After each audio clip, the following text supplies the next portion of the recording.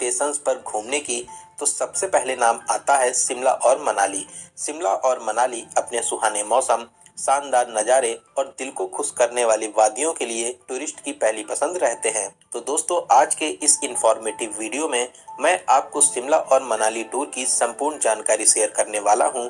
अगर आप भी शिमला और मनाली जाने की प्लानिंग कर रहे हैं तो ये वीडियो आपकी बहुत हेल्प करेगा। इस वीडियो में बात करेंगे आप यहाँ तक कैसे पहुँचेंगे, यहाँ पर होटल आपको किस लोकेशन पर लेना चाहिए, यहाँ पर घूमने का सही तरीका क्या रहता है, आप कहाँ कहाँ घूम सकते हैं, यहाँ पर खाने पीने की फैसिलिटीज़ कैसी हैं, और वीडियो के लास्ट में बात करेंगे बजट की, कितने बजट में आप इस प्यारे से टूर को कंप्लीट कर लेंगे। तो ए टू जेड कंप्लीट इन्फॉर्मेशन के लिए वीडियो को पूरा जरूर देखें। तो चलिए सबसे पहले जानते हैं कि आपको शिमला या मनाली में से अपना टूर प्लान कहां से स्टार्ट करना चाहिए। दोस्तों, सबसे पहले हम लोग आएंगे शिमला, यहाँ पर घूमने के बाद में फिर हम लोग मनाली एंजॉय करने चलेंगे।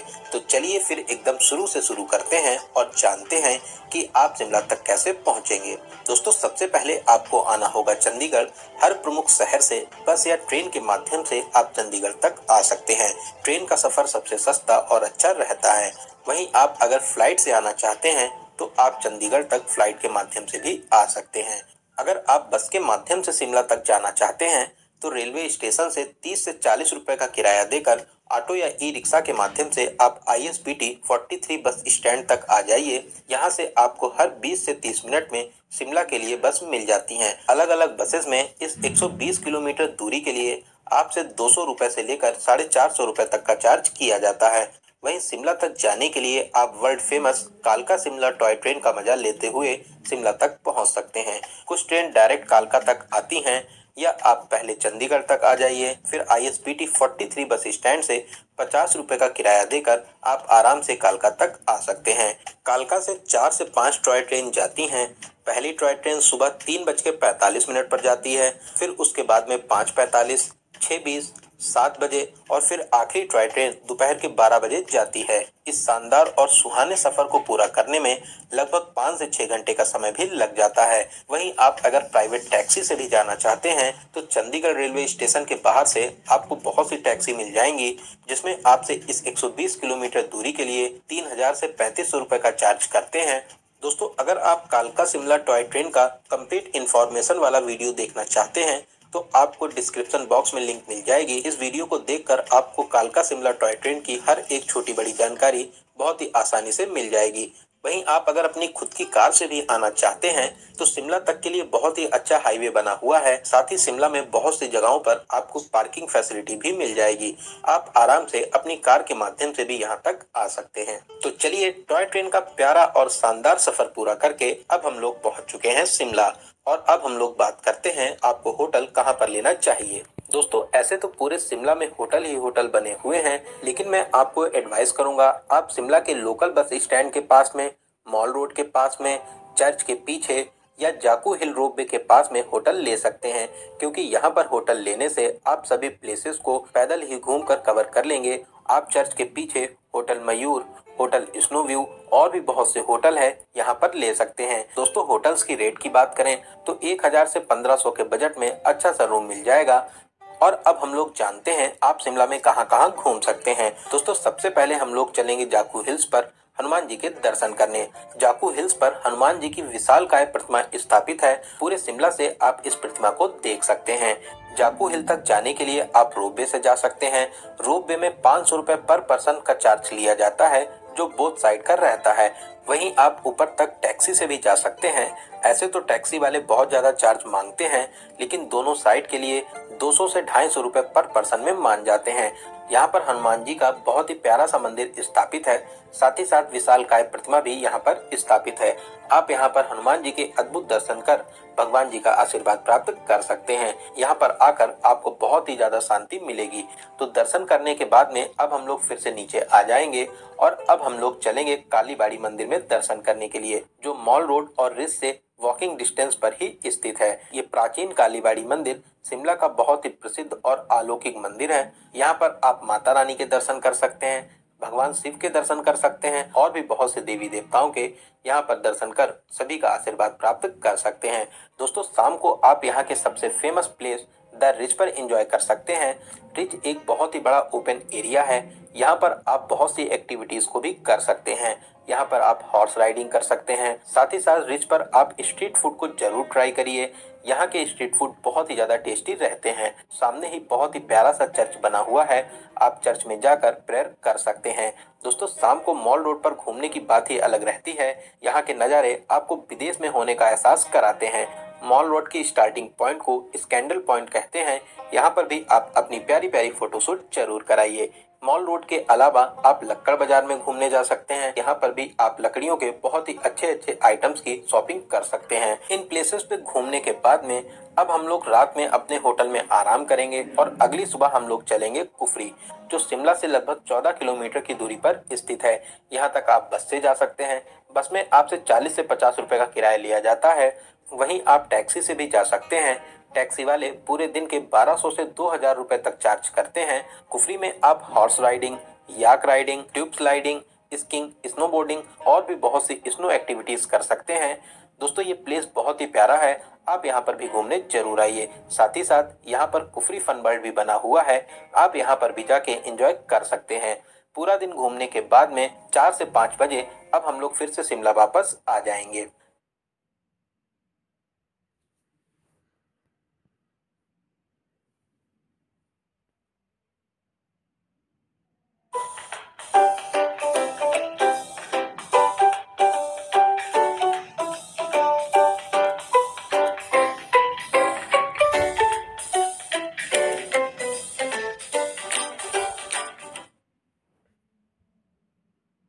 यहाँ पर घूमने के अलावा मॉल रोड पर जब आप थोड़ा सा आगे बढ़ते हैं, यहीं पर शिमला की लोकल मार्केट भी बनी हुई है। यहाँ पर भी आप बहुत ही अच्छे अच्छे आइटम्स की खरीदारी कर सकते हैं। साथ ही साथ आप यहाँ पर स्टेट म्यूजियम में भी घूमने जा सकते हैं। ये भी शिमला का बहुत ही अच्छा प्लेस है। इसके अलावा भी बहुत से प्लेसेस हैं जो आप शिमला में घूम सकते हैं। तो चलिए दोस्तों, अब हम लोग बात करते हैं शिमला में आपको कितने दिनों का टूर प्लान बनाना चाहिए। दोस्तों, आप यहाँ पर 2 नाइट स्टे कर सकते हैं। इतने टाइम में आप आराम से शिमला के सभी प्लेसेस को कवर कर लेंगे। वहीं आप अगर और ज्यादा घूमना चाहते हैं तो आप 4 डेज और 3 नाइट का टूर प्लान बना सकते हैं। शिमला में घूमने के बाद में नेक्स्ट मॉर्निंग हम लोग चलेंगे मनाली घूमने के लिए। शिमला से मनाली तक के लिए आपको डायरेक्ट बस मिल जाती हैं। वहीं बहुत से टूर एंड ट्रेवल्स वाले भी मनाली तक के लिए बस फैसिलिटीज देते हैं। आप शिमला के ISBT बस स्टैंड से मनाली तक के लिए बस ले सकते हैं। इस 235 किलोमीटर के लिए आपसे अलग अलग बसेस में 400 से 800 रुपए का चार्ज करते हैं। वहीं आप शिमला से मनाली तक टैक्सी के माध्यम से जाना चाहते हैं तो टैक्सी वाले आपसे 6000 से 7000 रुपए का चार्ज करते हैं। अब हम लोग आ चुके हैं मनाली और अब हम लोग जानते हैं कि आपको होटल कहाँ पर लेना चाहिए। दोस्तों, आप टैक्सी स्टैंड के पास में या मॉल रोड के पास में होटल ले सकते हैं। होटल्स की रेट की बात करें तो 1200 से 2000 के बजट में आप बहुत ही प्यारा सा रूम ले सकते हैं। दोस्तों, मनाली पहुंचते पहुंचते आपको शाम हो जाएगी, तो शाम को सबसे पहले हम लोग चलेंगे मॉल रोड। मनाली की मॉल रोड बहुत ही ज़्यादा खूबसूरत है। यहाँ के नज़ारे आपका दिल जीत लेंगे। यहाँ पर आप स्ट्रीट फूड को जरूर ट्राई कीजिए। यहाँ के भी स्ट्रीट फूड का मजा ही कुछ अलग है। आप शाम को आराम से 1 से 2 घंटे मॉल रोड पर घूमिए, फिर उसके बाद में आप रात में अपने होटल में आराम करिए और नेक्स्ट सुबह अब हम लोग चलेंगे मनाली के दूसरे प्लेसेस पे घूमने के लिए। सबसे पहले हम लोग चलेंगे हडिम्बा देवी टेम्पल में दर्शन करने के लिए, जो मॉल रोड से लगभग 2 किलोमीटर की दूरी पर स्थित है। आप यहाँ पर लोकल ट्रांसपोर्ट का यूज करके जा सकते हैं या आप पैदल टहल के भी जा सकते हैं। ऊंचे ऊंचे देवदार के पेड़ों से घिरा ये स्थान बहुत ही ज्यादा अलौकिक है। यहाँ पर सभी टूरिस्ट घूमने जरूर आते हैं। मंदिर के पास से ही डोंगरी वन विहार के लिए भी रास्ता जाता है। आप इस प्यारे से वन विहार में भी मस्ती कर सकते हैं। इसके अलावा आप क्लब हाउस में भी घूमने जा सकते हैं। यहाँ पर आप ATV बाइक एंजॉय कर सकते हैं, जिप लाइन का मजा ले सकते हैं। साथ ही साथ और भी बहुत सी एक्टिविटीज को एंजॉय कर सकते हैं। क्लब हाउस एक परफेक्ट प्लेस है, यहाँ पर आप घूमने जरूर आइए। इसके अलावा आप वशिष्ठ टेम्पल में घूमने जा सकते हैं, जोगनी वाटरफॉल को देखने जा सकते हैं। साथ ही साथ ओल्ड मनाली में भी घूमने जरूर जाइए। यहाँ पर बहुत से बुद्धिस्ट टेम्पल भी बने हुए हैं, आप इन टेम्पल्स में जरूर जाएं। यहाँ पर आपको बहुत ही ज्यादा शांति और सुकून मिलेगा। आप अपना कुछ समय यहाँ पर जरूर व्यतीत कीजिए। फिर दोस्तों, आप शाम को अपने रूम पर आकर आराम करिए और अगली सुबह हम लोग चलेंगे सोलांग वैली। सोलांग वैली मनाली से लगभग 16 किलोमीटर की दूरी पर स्थित है। यहाँ तक आप बस से जा सकते हैं या आप टैक्सी बुक करके भी जा सकते हैं। टैक्सी वाले आपसे लगभग 2,000 रुपए का चार्ज करते हैं। पूरा दिन घुमाने के बाद में आपको फिर से मनाली में ड्रॉप कर देते हैं।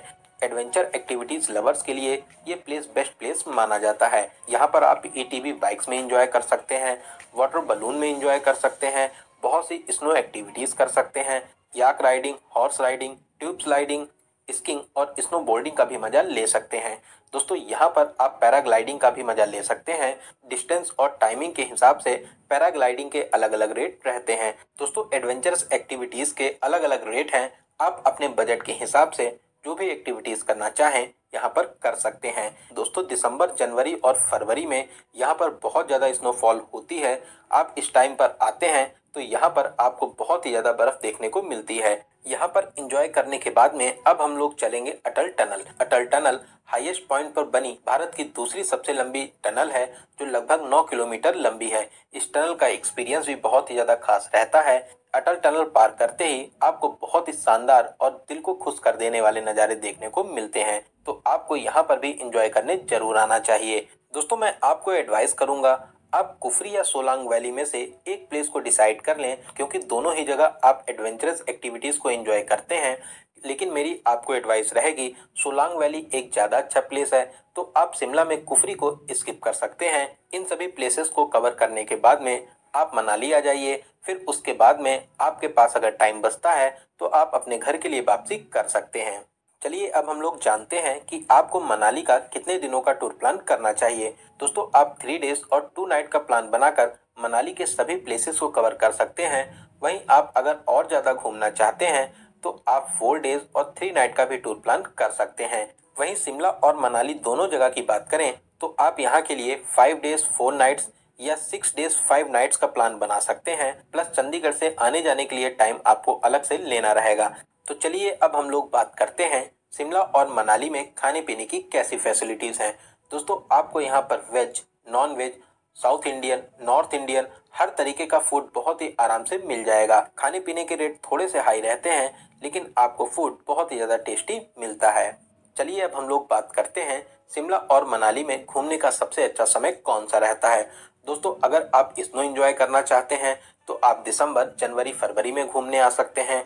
वहीं आप गर्मियों की छुट्टी में भी यहाँ पर घूमने आ सकते हैं। दोस्तों ये यहाँ का पीक टाइम रहता है। इस टाइम पर यहाँ के रेट्स थोड़े से हाई हो जाते हैं। तो चलिए अब हम लोग बात करते हैं सबसे जरूरी क्वेश्चन, बजट की। दोस्तों मैं मान के चलता हूँ कि आप कम से कम 2 या 3 लोग तो यहाँ पर घूमने आएंगे ही आएंगे, क्योंकि 2 या 3 लोगों में आपका बजट डिवाइड हो जाता है। अगर आप बस, टॉय ट्रेन और यहाँ के लोकल ट्रांसपोर्ट को यूज करते हैं तो आप मान के चलिए 8,000 से 10,000 पर पर्सन के बजट में इन दोनों जगहों को बहुत ही अच्छे तरीके से कवर कर लेंगे। वहीं दोस्तों आप अगर टूर पैकेज के माध्यम से यहाँ तक आना चाहते हैं तो आप टूर पैकेज से भी आ सकते हैं। चंडीगढ़, दिल्ली, हरियाणा, पंजाब इन सभी जगहों से आराम से आप टूर पैकेज ले सकते हैं। वहीं आप अगर चाहें तो ऑनलाइन सर्च करके भी टूर पैकेज ले सकते हैं। आप अगर 3 से 4 लोग हैं तो आप मान के चलिए 25,000 से 30,000 में 5 डेज 4 नाइट का आपको टूर पैकेज पड़ेगा। इसमें आपका होटल और आने जाने के लिए ट्रांसपोर्ट देते हैं। खाना पीना आपको अलग से करना रहता है। तो दोस्तों यहाँ पर मैंने आपको शिमला और मनाली टूर प्लान से रिलेटेड हर एक छोटी बड़ी जानकारी को बहुत ही अच्छे और सही तरीके से बताने की पूरी कोशिश की है। अगर फिर भी आपके कोई क्वेश्चन रह जाते हैं तो आप हमें कमेंट के